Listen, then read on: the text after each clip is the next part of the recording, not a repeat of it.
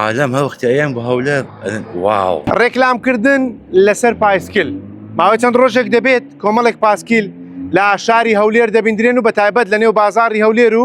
شەقامی شەزمەتری و شەقامەکانی دیکەی هەولێر ئەوەی هەیە بۆ کسێکی ئاوا بە دوای پاسکلێکەوەیە دەتوانێت بەدڵی خۆت هەر ڕێکلامێکی دەتەوێت لەسەری ئەنجام بدەیت بۆ نمونە من ئێستا نووسینی ناوی تۆڕی میدیای 964م لێرە نووسیوە جاوان جیا لەو بابەتێکی دیکەشیانەیە کە کۆمەڵێک پایسکلی دیکەن بەو شێوی لە دوامەوەیە گەشتیار سەردەخەن لەسەر پایسکلەکان و دەتوانن پیاسەی نێو شاری هەولێر بکەن ئەوە بیرۆکەی کاک ئاورەیە کە هاوڵاتێکی کوردی فەیلیە من دەمێت قسە لەگەڵ خۆی بکەم کاک ئاورێ دەمەوێت پێم بڵێ ئەو بیرۆکەیە چێ و لە چێ بۆتە ناتوە ئەو فکرە لە خارج هەوڵدمە بەڵێ ئەوە خۆی ئەمریکا زۆر هەیە لە جادە خۆی لە شەهرە لە ناو نێو شارە ئەو باید ئی پاسکلەدا لەنێو ئەوەن ئەن تۆریستە باشە کاک ئاورێ بۆ پایسکل بۆ شتێکی دیکەتان هەڵ نەبژات ئەو فکرای خارجیە یعنی هەموو تۆریستەیان ئەدان هەولێر ئەمن حەزمەیە عالم لە هەموو دنیا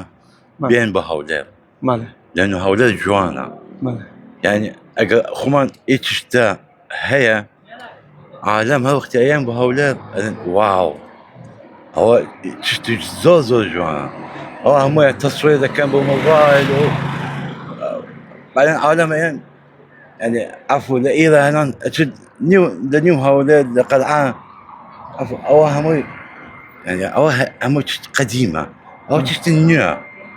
أو عالم حزة يده باشا ديال لقشتياران خلشي هوليرش حزدكان سواري وبايسكلان بن هوليري وعرب كان بغاديان همو يعني لهمو ملت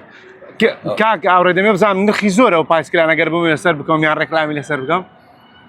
يعني سعری پارەکەیان زۆرە لا والله مناسبة لەلایەن حکوومەتەوە ڕێگەتان پێدراوە تاوەکو ئێستا مافەقەتان وەرگرتووە لە پارێزگای هەولێر والله لە پارێزگای هەولێر پێم بەڵێ ئەوە خۆی ئەوە قانونی نییە ئەگەر هەنا لە ئینتەرنێت ئەوە قانونی نییە لەن ئەوە تشتی نوێیە ئەوە تشتی نوێ ئەگەر ئەمە دەخوازم لە قەلعە لەنەوە قەلعە خۆی ئەساس ئەقلیم خۆی هەولێرە و قەلعە ئەساس يعني هەموو ئەقلیمە ئەگەر خۆمان هیچ شتە جوانە ئەیەری من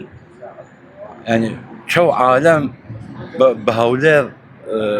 وازە دەی واو ئەوە چییە ئەوە يعني تشتی مناسبە زۆر سپاس کاک ئاورێ کە